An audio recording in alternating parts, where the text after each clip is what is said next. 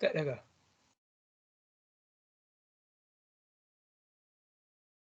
Hi, my name is Muhammad Hafiz. So today we're gonna present about supply chain strategy and cases of KFC company. So I will pass for the first presenter. Hello, my name is Nicholas O'Neill, and I will present about the introduction of KFC supply chain management and also KFC background. So, for introduction, KFC products are the main raw material, which will be determined by the head office supplier, and usually raw materials like bread, beverage pure, vegetables, packaging, and others are confirmed by the suppliers at the district levels.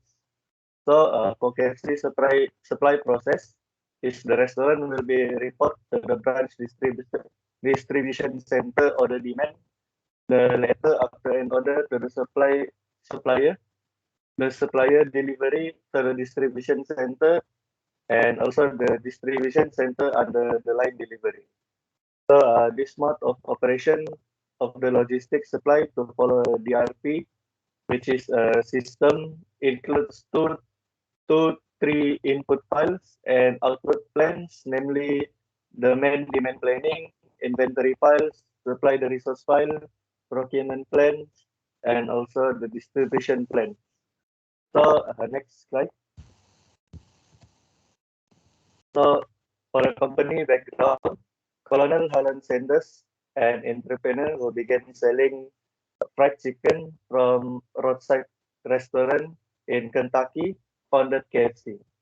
So Sanders saw the potential of restaurant franchising and opened the first KFC franchise in Utah in 1952. Uh, the company rapid expansion, however, overwhelmed the aging Sanders, so he decided to sell it in 1964 to a group of investor investor led by John Y. Brown Jr. and Jack C. Massey. By the mid 1960s, KFC had become one of the first American fast food corporations to go global with locations in Canada, United Kingdom, Mexico, and Jamaica. KFC was sold to the spirit distributor Blaine in the early 1970s, which was taken over by the RJ Reynolds Food and Tobacco conglomerate, which then sold to the chain PepsiCo. KFC Corporation is the world largest fast food chicken operator, developer, and franchisor.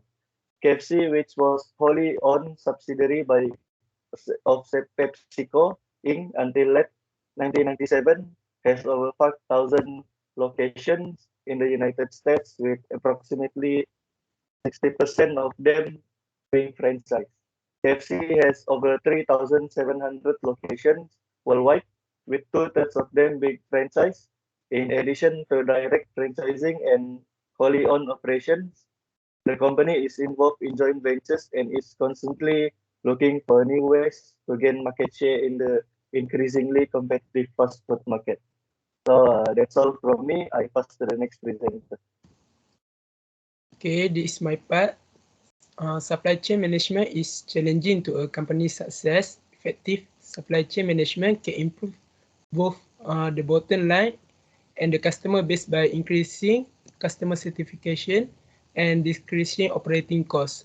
The importance of maintaining a balance between all of these elements can be seen in the case of KFC in the UK, where a focus on cost cutting forced the closures of outlet for a day, resulting in the lost profit and negative brand perception among customers.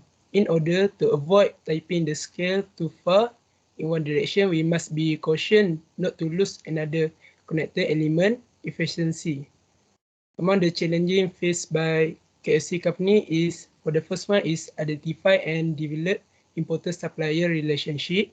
KFC faced challenges in building and maintaining productive relationship with all of its key suppliers to maximize the efficiency of its supply chain management system. one of the most effective way to achieve this is to interrupt communication between the parties. So the second one is create a governing council to guide the organization from planning to execution. KFC governing council must ensure that the company promise to deliver fresh fried chicken to customer without compromising quality is key. And the third one is precisely the supply chain management organization to deliver KFC value to customer. The entire supply chain must be linked together from sourcing to logistic and storage to on-time delivery of product. So lastly is maintaining an online record of inventory. By automating the supply and demand process, KFC can prevent crises such as the complete and total failure of its supply chain. Okay, I will pass for the next presenter.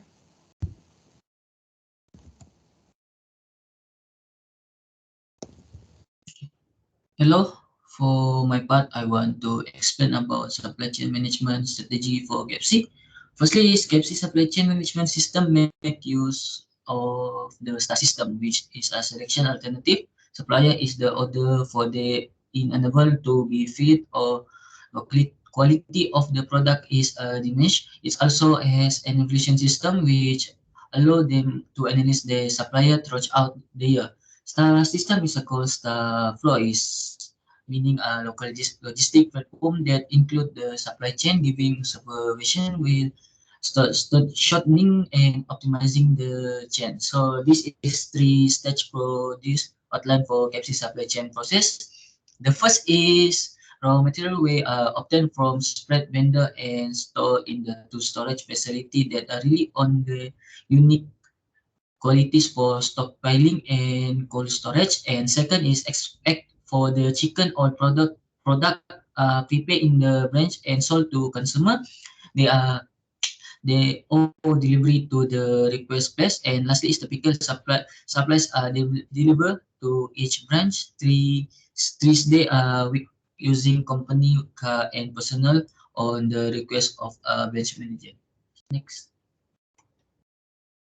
So this is a diagram about supply chain management strategy for KFC supply chain like previous slide. So in general, KFC supply chain is divided into stage like previous slide. This is the first is, as you can see in slide, the first is raw material like chicken, vegetable, sauce, and equipment. This all material are primarily obtained from several supplier and held into different warehouse such regular and cold storage. The product are then grounded and sold to client in the desired outlet or place. In the final place outlet, fill it three times each week warehouse. KFC supply chain this education strategy beneficial for various supplier reducing dependency, monopoly, and this. And another strategy is to carefully choose, certify, and monitoring supply. So this all for me. I give to the next presenter. Thank you. So in the case of KFC in Malaysia, since Malaysia is an Islamic country, so every food supplier that supplies the raw materials to the KFC must follow the halal guidelines in order to acquire the government's approval. There are three factors that contributes to a halal supply chain, which is the halal animal feed, proper slaughtering process, and proper segregations. Next slide. Uh, So the first one is halal animal feed, which is one of the 7 requirements in the preparations of halal food in the source of the animal feed. Basically, every halal animal that fed to the poultry, cattle, and sheep should not be fed with food that contains animal hormones such as pork enzyme. Even the purpose is to stimulate the animal growth. Next. Second one is proper slaughtering process, which is the Department of Islamic Development Malaysia or JAKIM must conduct a regular inspections and enforcement to verify the slaughtering procedure in the slaughterhouse complies with the Sharia law. Next slide. And the third one is the proper segregations, where basically food must be handled, packaged, transported, and stored separately for halal and non-halal products to avoid contaminations. Next slide. The traceability in a food supply chains, where food industry has three key objectives in using the traceability system in their workflow. The first one is to improve the supply chain management. Second one is to facilitate the respect for food safety and quality. And the last one is to differentiate and market foods with subtle quality attributes. Next slide. So in these sections, I will be describing the implication that the productions and consumption of food has to affect to a wide range of social, economic, and in many cases environmental consequences. First one is social, where foodborne illness outbreaks can harm trade and tourism, and as well as result in loss in income, unemployment, and legal actions. Unsafe food can induce a variety of acute and chronic illness, ranging from diarrhea to cancer. The second factor is economic, where financial implications for individuals, families, communities, enterprises, and governments can also be affected by foodborne infections. This disease places significant burdens to the healthcare systems and have a significant impact on the economic output. And last but not least, which is the environmental impact, which is the food supply chain that has become more major concern as worldwide food trade has grown.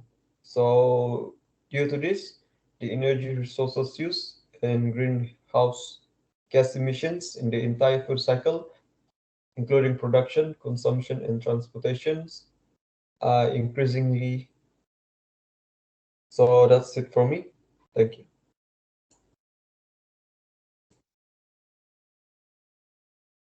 So my name is Kairunisa. I will present about reflection why it's critical for an organization to choose a right strategy. Firstly, a well-managed supply chain may immediately improve customer service. To satisfy both manufacturer and distributor, the approach product in the right amount must be supplied on time. Next, good supply chain managers are valued by large organizations because they increase the efficiency of facility, warehouse, and transportation vehicle in a supply chain. A strategic strategy enables you to put this business default in context. It provides you with the focus you require to deal with them in a coordinated manner.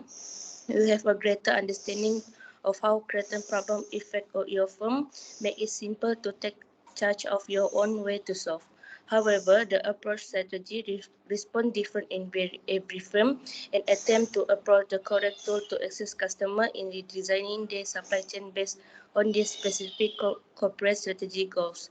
Supply chain strategy also has a significant influence on a company bottom line. Last but not least, KFC supply chain management system make use of the SaaS system, which is a selection of alternative supply in their order for the day is unable to fulfill or the product quality is low. It also has an evaluation system that allows them to analyze their supplier throughout the year. So that's all from us. Thank you.